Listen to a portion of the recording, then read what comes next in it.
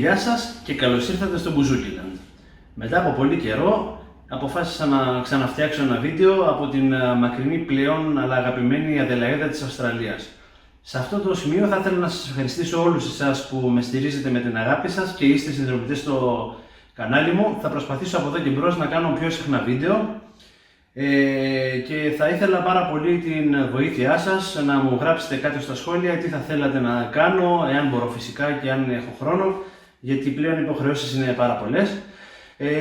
Και στο σημερινό βίντεο θα μιλήσουμε για κάποιες ερωτήσεις που μου έγιναν από φίλους που αφορούν την συντήρηση του μπουζουκιού και κάποιες αποσαφηνήσεις όσον αφορά το πρώτο βίντεο που είχα κάνει στις αρχές σχετικά με τη συντήρηση του οργάνου. Γιατί υπάρχουν πολλοί που μου είπαν, ας πούμε, ότι αυτό που είπες, ότι το όργανο το κουρδίζουμε πιο ψηλά είναι καταστροφικό και διαλύει τα όργανα. Θα τα λύσουμε όλα ένα-ένα. Λοιπόν, θα ξεκινήσουμε με την κλασική ερώτηση, το πώς αποθηκεύουμε το μπουζούκι. Λοιπόν, το μπουζούκι το βάζουμε στη θήκη μόνο για να το μεταφέρουμε. Γι' αυτό και ονομάζεται θήκη μεταφοράς και όχι θήκη αποθήκευσης. Επομένως, το μπουζούκι πρέπει να είναι πάντα έξω, σε θερμοκρασία περιβάλλοντος και πρέπει να προσέχουμε να μην είναι πολύ κοντά σε τοίχο, ούτε πολύ κοντά στο πάτωμα, κυρίως στο πάτωμα, γιατί αναπτύσσονται υγρασία πάρα πολύ στο πάτωμα και ειδικά σε γωνίες του σπιτιού. Επομένως, αν το βάλουμε σε κάποια βάση, καλό θα είναι να είναι ψηλά το όργανο, τουλάχιστον στα 30 εκατοστά από το πάτωμα, μην πω και παραπάνω, και μακριά από κάποιο τοίχο.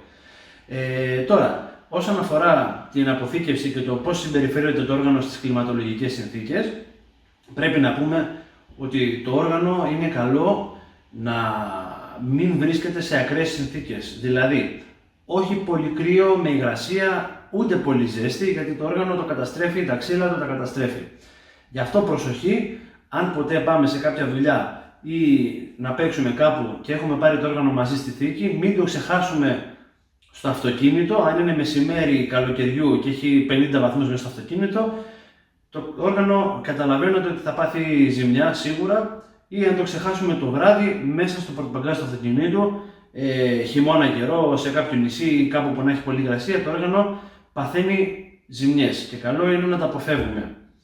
Τώρα, όσον αφορά το πώς κουρδίζουμε το όργανο σε διάφορες κλιματολογικές συνθήκες. Το όργανο καταρχάς πρέπει να το παίζουμε συχνά. Τα όργανα προορίζονται για να τα παίζουμε συχνά. Γιατί μέσω του παίξήματος το όργανο στρώνει, όπως λέμε, με στώνει ο ήχος του, οριμάζει και πρέπει να παίζουμε συχνά για να παραμένει το όργανο σε καλή κατάσταση. Όπως και εμείς φυσικά, να παραμένουμε σε καλή κατάσταση. Τώρα, είχα πει στο προηγούμενο βίντεο ότι κουρδίζουμε κάποιες φορές σε μέρη με πολύ υγρασία λίγο πιο ψηλά. Όταν λέμε λίγο πιο ψηλά, εννοούμε χιλιοστό του χιλιοστού πιο ψηλά, έτσι. Δεν εννοούμε να το ανεβάσουμε ένα τόνο ή ένα ημιτόνιο. Χιλιοστό του χιλιοστού. Και μόνο εφόσον έχουμε κουρδίσει το όργανο φυσιολογικά και έχουμε παρατηρήσει ότι το όργανο το πιάσαμε μετά από 2-3 μέρες και έχει χαμηλώσει. Τότε ναι, μπορούμε να το κάνουμε αυτό, δεν είναι κακό, αλλά και πάλι με προσοχή πολύ. Πρέπει να προσέχουμε το πώς συμπεριφέρεται το όργανο. Τώρα, αν αφήνουμε το όργανο κουρδισμένο, ωραία ερώτηση.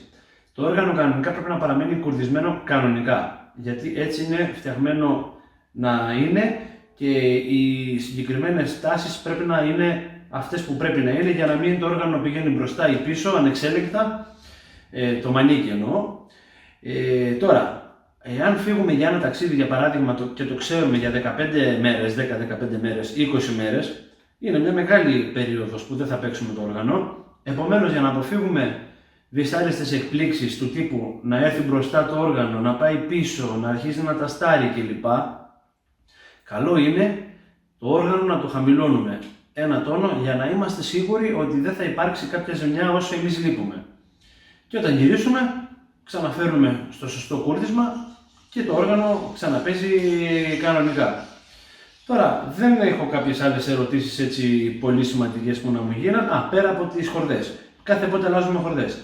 Χορδές αλλάζουμε όταν οι παλιές χορδές έχουν αρχίσει να χάνουν την λαμπρότητά τους, το brightness που λέμε, και το σημαντικότερο δείγμα ότι πρέπει να αλλάξουμε χορδές είναι όταν, ας πούμε, για παράδειγμα έχουμε κουρδίσει τη ρε και είναι ρε κουρδισμένη τέλεια με το κουρδιστήρι ανοιχτή, και όταν πάμε να παίξουμε στο 7ο τάστο ή στο πέμπτο τάστο και δούμε ότι με το κουρδιστήρι, ας πούμε, το λα μας, στο 7ο τάστο, δεν είναι λα, είναι λα παρακάτι.